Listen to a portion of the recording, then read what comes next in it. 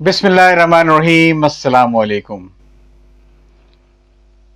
अलविदा अलविदा, दौरे किताब अलविदा।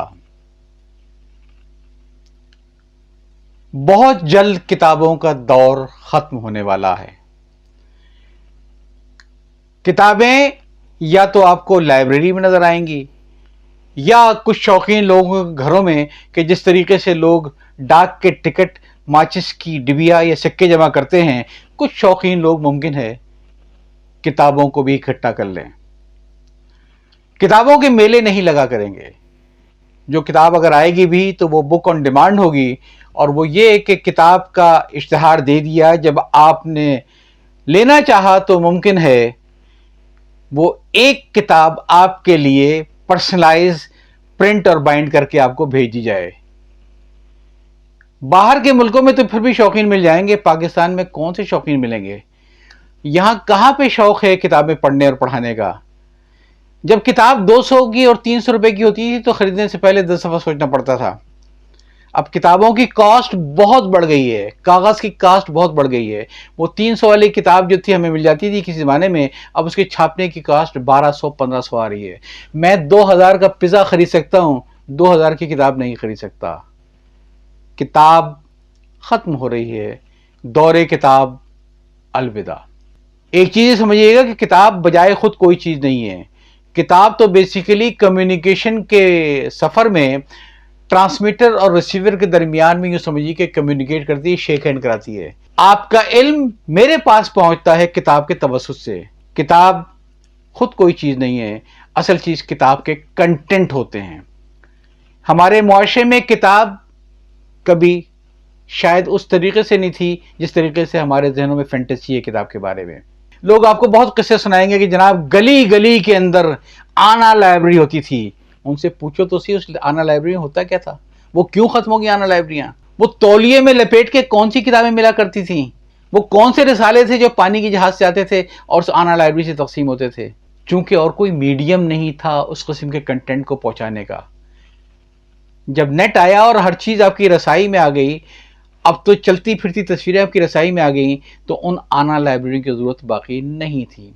आज अगर किसी बड़े बुजुर्ग का इंतकाल हो जाए घर में, तो सबसे पहले जिस चीज को देश निकलता है घर के अंदर से, वो उसकी किताबें हैं। रिगल पे किताबें फरोख्त करने वाले एक फुटपाथ पे जो बाजार लगता है, उसमें एक साहब ने मुझे बताया कि जब हमारे पास किताबों का स्टॉक आता है बोरियों में बंद, तो हमें मालूम हो जाता है कि पीआईबी के फलां साहब का इंतकाल हो गया। हम किताबें पहचानते हैं, वो हमारे पास से खरीद के ले गए थे। लेकिन होता यह है कि जब किसी का इंतकाल होता है तो फिर ख्याल आता है कि बच्चे बड़े हो रहे हैं, उनको कमरा चाहिए, ये अब्बा जी तो अब है नहीं, इन किताबों को पढ़ता ही नहीं, निकाल दो।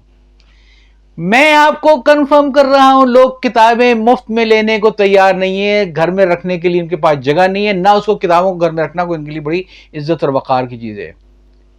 किताबें पढ़ता ही कौन है? गैलट ने सर्वे किया पाकिस्तान के अंदर किताबों के पढ़ने के रुझान के बारे में, तो 75% उन लोगों ने जो पढ़े लिखे हैं, आला डिग्रियां उनके पास हैं, कहा यह कि हमने सिर्फ वो किताबें पढ़ी हैं जो हमें इम्तिहान पास करने के लिए दरकार थी। इसके अलावा हमने जिंदगी में एक भी किताब नहीं पढ़ी। यही तो वो चीज है कि जिसकी वजह से हमारे सियासतदानों ने हमें शादोला के चूहे बना दिया है। क्योंकि इल्म की तरफ हम जाते नहीं है, लिहाजा हमें सिर्फ वही मालूम है जो हमें माशरती उलूम में पढ़ा दिया गया, जो हमें मुताले पाकिस्तान में पढ़ा दिया। हम लड़ने मरने को तैयार हैं। हम दीन में मोहब्बत को तलाश नहीं करते हैं, बल्कि हम वो फिरका वारियत तलाश करते हैं जो किताबों ने हम तक पहुंचाई है, जो नफरत हमें पहुंचाई है किताबों ने अब तक। ये थी आपकी किताबें। पिछले दौर पे निकल जाएं, क्या बातें सुनेंगे आप किताबों की। वो जमाना क्या था भाई, जिन शायरी पे आप सर झूम रहे हैं पढ़े बगैर ही, वो जमाना क्या था, वो शायरी क्या थी। जितने मुसलमान शहनशाह और दरबार थे उनके गिर्द, जैसे आजकल है वैसे ही खुशामदियों का गिरोह इकट्ठा होता था, और क्या क्या कसीदे नहीं बयान होते थे माशाल्लाह। उठा के देख लीजिए कभी, ऐसे ऐसे बड़े बड़े नाम नजर आएंगे कसीदा गो की तबीयत आपकी खुश हो जाएगी। जब अंग्रेजों ने वो सल्तनतें खत्म की हैं तो दिल्ली से भाग के गए हैं लखनऊ। वहां पे तहजीब सकाफत, अरे भाई कौन सी तहजीब, कहां की सकाफत। तवाइफों के कोठे पे लड़के को भेजते थे आप लोग अदब आदाब सीखने के लिए। आज कौन भेजेगा किसी तवाइफ के अड्डे के ऊपर اپنی اولاد کو تہذیب سیکھنے کے لیے، وہ اس کے بغیر انٹرنیٹ پر بہت کچھ سیکھ لے گا، اس کی فکر نہ کرے آپ کے. اور جو شاعری جنم لیتی تھی، کمال ہے. دہلی سے اٹھے میر حسن اور چلے گئے وہاں لکھنؤ، مثنوی سحر البیان لکھی، اور اردو دان اس پہ سر دھومتے ہیں. کیا لفاظی تھی. جیسے آج کل دیکھیں نا آپ نے بہت سارے ہمارے فیس بک کے دانشور الفاظ سے کھیلتے ہیں کہ دیکھو ایک لفظ کے کتنے الفاظ بتا دیے، ہمشیر اور ہمشیرہ میں فرق بتا دیا. کمال ہے بھائی. وہ شاعری اٹھا کے پڑھیں تو صحیح. وہ شہزادہ بے نظیر جس کی عمر 11-12 سال تھی، اس کے غسل کا بیان پڑھے تو صحیح کہ 12 سال کے لڑکے کے بارے میں اس کے غسل کے اندر آپ اس کے جسم کی کیسی رانائیاں دکھا رہے ہیں. اور صرف 11-12 سال کے شہزادہ بے نظیر کی بات نہیں ہے، بلکہ 13-14 سال کی شہزادی جو تھی جس کا نام بدر منیر تھا، اس کے کپڑوں کا احوال دیکھ لیجئے. سوچ نہیں سکتا کہ کوئی آدمی 13 سال کی بچی کے کپڑوں پہ اتنی گہری نظر رکھے گا اور اس کے زیر جاموں کی اتنی تفصیل بیان کرے گا جتنی کہ مثنوی سحر البیان بیان کی گئی. یا وہ کنٹینٹ تھا؟ کیا کتابیں اس لیے بنی تھیں؟ کیا کتابیں اس لیے آئی تھیں کہ بے نظیر اور بدر منیر کی شاعری میں رقاصہ کے رقص سے زیادہ زیر جاموں کے اوپر زور بیان خرچ کیا ہے؟ کیا یہ تہذیب تھی؟ کتابیں ہماری صرف مدد کر رہی تھیں ڈگریوں کے حصول کی حد تک. علم سے ہمیں کوئی دلچسپی نہیں تھی، نہ تھی نہ ہے. فکر ہے ایسے مضامی میں وہ پائے ڈگری، تاکہ سروس سے بہت جلد ملائے ڈگری. علم آئے کہ نہ آئے مگر آئے ڈگری. علم سے اس کو محبت نہیں، ڈگری سے ہے پیار. آہ بیچارے کے آثار پہ ڈگری ہے سوار. ہمیں پرسنٹیج چاہیے تھی، ہمیں ڈگری چاہیے تھی، ہمیں علم نہیں چاہیے تھا. اب میں آتا ہوں اس افسوسناک پہلو کے اوپر کہ کتاب کیوں ختم ہو رہی ہے. دیکھیں ٹیکنالوجی کا زمانہ ہے، آپ کے سامنے ایجادات آئی تھیں اور ختم ہو گئیں. ڈش اینٹینا کیا بڑی چیز تھی، ختم ہو گئی. ٹیلیکس 100 سال سے زیادہ کاروبار ممکن نہیں تھا ٹیلیکس کے بغیر، ختم ہو گیا.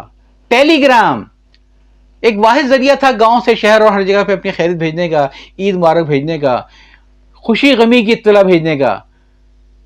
تار آتا تھا تو دل دھڑکتا تھا کہ کیا تار آیا ہے. آج بچوں کو تار کا مطلب نہیں معلوم ہے. فیکس ہمارے سامنے آیا اور ختم ہو گیا. یہ زندگی کے حقائق ہیں. کمپیوٹر آپ لوگ استعمال کر رہے ہیں، آپ کو معلوم ہے کہ کسی زمانے میں جو سنگل سائیڈڈ سنگل ڈینسٹی جو ڈسکیں آتی تھی جو ہم نے لی تھی، جس کی اتنی سی میموری ہوتی تھی، وہ کتنی مہنگی ہوتی تھی اور کیا خاص تھی. پھر ڈبل سائیڈ ڈبل ڈینسٹی آئی، پھر اس کے بعد چھوٹی 3.5 انچ کی ڈسکیں آئیں. کہیں نہیں ملیں گی آپ کو، کہیں نہیں ملیں گی. ٹیکنالوجی ختم، کیونکہ وہ میڈیم تھا. اب میڈیم تبدیل ہو گیا ہے. کتابیں مہنگی ہو گئی ہیں، کاغذ مہنگا ہو گیا ہے. لوگ 200-400 کی کتابیں خریدتے سے پہلے فیصلے کرتے تھے. 800 روپے کا برگر کھاتے تھے، 600 روپے کی کتاب نہیں خریدتے تھے. اب وہ کتاب جو پہلے کبھی 300-400 کی شائع ہوتی تھی، اب اس کی کاسٹ آ رہی ہے 1200-1500 روپے. آپ لوگ ہیں کہاں پہ؟ کون کتاب چھاپے گا؟ کون کتاب خریدے گا؟ ریت میں سر دینے سے کبھی بھی طوفان ٹلا نہیں کرتے ہیں. حقیقت کا مقابلہ کیجیے، اور حقیقت یہ ہے کہ کتاب کم سے کم پاکستان سے تو یقیناً ختم ہونے والی ہے. اس کو دوسرا، میں کتاب سے میری مراد میڈیم ہے. ہاں ڈیجیٹل لحاظ کی ہیں اور آنی بھی چاہیے. اس کا سب سے بڑا نیب البدل یہ ہے کہ اب آپ وہ بھاری بھرکم کتابوں کی توقع نہ کریں. وہ جو لطیفے مشہور تھے نا کہ قتل کے ملزم سے کہا کہ تم نے کیسے قتل کیا اس کو، تو کہیں گے بیوی مجھے بہت تنگ کر رہی تھی تو میں نے تیش کے اندر آ کر نقوش کا ایک آپ بیتی نمبر اس کے سر پہ دے مارا، ختم ہو گئی. اتنی بڑی بڑی اتنی بھاری بھاری کتابیں آتی تھی، کسی کے سر پہ پڑے تو بندہ بے ہوش ہو جائے. اب تو 200 صفحے کتاب چھاپنا ایک مسئلہ ہے.